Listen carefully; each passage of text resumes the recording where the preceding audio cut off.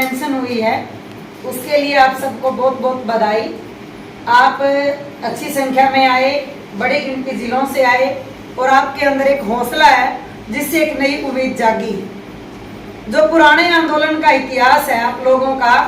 वो पूरे देश में एक मिसाल बन के गया है और आपके ही आंदोलन को देख के मध्य प्रदेश में और छत्तीसगढ़ जैसे राज्य में भी बहुत लंबी हड़ताल चली है और आप लोगों की लड़ाई के उदाहरण दे दे के ये हमने उन लोगों का हौसला बढ़ाया है और वो बड़ी अच्छी जीत प्राप्त करके आए।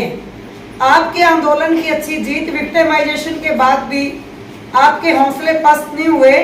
सरकार के जो दलाल हैं जो बीच में हड़ताल छोड़ के भाग गए या जाके भगवा रंग के झंडों को पकड़ के उनके नीचे बैठ गए कि ताकि आंगनवाड़ी वर्कर हेल्परों की जो मांगे हैं वो पीछे हट जाएं, बट आपने आंगनवाड़ी वर्कर हेल्पर की मांगों को जीत तक लेके जाना सुनिश्चित किया। वो आपने एक मिसाल कायम की है और इस दौरान आपने बहुत कुछ पाया है, जिसमें अगर हम साथियों के तौर पे बात करें, नया जिला झज्जर हमारे पास आया, दादरी हमारे पास आया, सोनीपत में बड़ी गिनती हमारे पास आई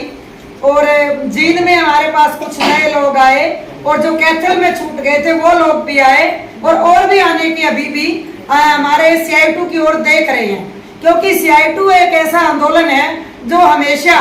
इंसाफ के लिए लड़ता है, समाज को बदलने के लिए लड़ता है, लोगों के अधिकारों की रक्षा के लिए उसमें काम करने वाले नेता ना कभी डंडों से डरते हैं,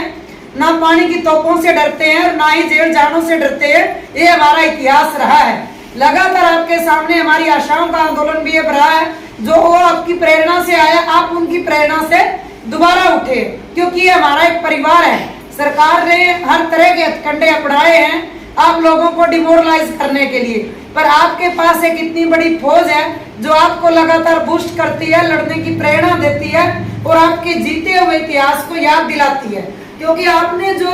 उस टर्मिनेशन के बाद भी सब लोगों को बहाल करवाया, पेंशन के लिए अपनी रिटायरमेंट पे जो ग्रेजुटी की रकम तय करवाई, हेल्पर का प्रमोशन तय करवाया, आश्रित को लाभ देने की बात करवाई, आपने गर्मी सर्दी की छुट्टी करवाई, ये उस मीटिंग के बाद है जब कुछ लोग आंदोलन छोड़कर भाग गए थे, जो डिमोरलाइज करने की बात करते हैं कि उसके बाद आपने क्या पाया। ये सब आपने उसके बाद पाया और सब बहनों को बहाल कराया और आज भी आपके अंदर लड़ने का वही जज्बा है। उसी जज्बे को आगे बढ़ाते हुए आज की जो मीटिंग है और उस मीटिंग में हमने जो डिसीजन लिए हैं उसमें हम 28 नवंबर को चंडीगढ़ चलो, जो हमारा आज तक का काट दिया है 1500 750 हमें वापस लेना है एरियर के साथ, पोषण अभियान का पैसा लेना है एरियर के साथ, PMGY का पैसा लेना है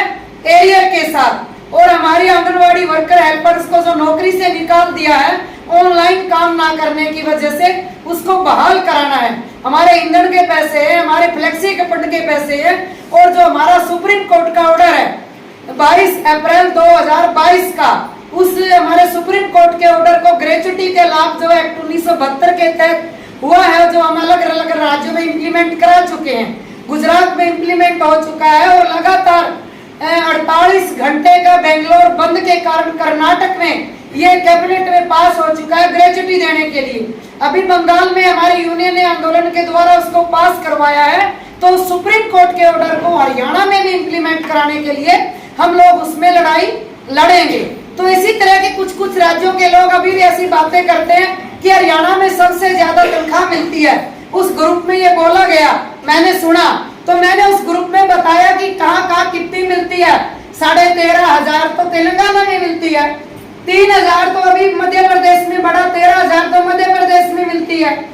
21,000 रुपए तमिलनाडु में मिलते हैं। मतलब मेरा कहने का भाव है पांडेचेरी में तो रेगुलर है, अलग अलग राज्यों में बहुत है जो यहाँ के बीजेपी सरकार और बीजेपी की दलाली करने वाले लोग ऐसी बातें करते हैं कि हरियाणा सबसे ज्यादा। हरियाणा बिल्कुल भी ज्यादा नहीं है। हरियाणा के आंगनवाड़ी वर्करों के ऊपर जो लगातार काम का दबाव है, ऑनलाइन का दबाव है और पिछला जो एरियर लेना है हमें, जो हमारा टर्मिनेशन टाइम की सैलरी है, उस सब की लड़ाई के लिए जो आज आंदोलन तय किए गए हैं, इसमें हमें 6 तारीख से 10 तारीख तक सभी जिलों की कन्वेंशन करनी है। 28 नवंबर को हम चंडीगढ़ जाएंगे और उस तक भी अगर हमारी बात का हल नहीं निकला तो 12 दिसंबर को मेंबर पार्लियामेंट जो बीजेपी और जेजेपी के हैं उनके घरों पे पड़ाव लगाएंगे और उनको मजबूर करेंगे और उनका जो रिपोर्ट कार्ड है हम लेके जाएंगे कि आपने क्या क्या वादे किए थे और क्या क्या किया और क्या नहीं किया, क्या ड्यू है, उसको लेकर के हमारी जो ऑल इंडिया फेडरेशन की कॉल है उसको इम्प्लीमेंट करने के लिए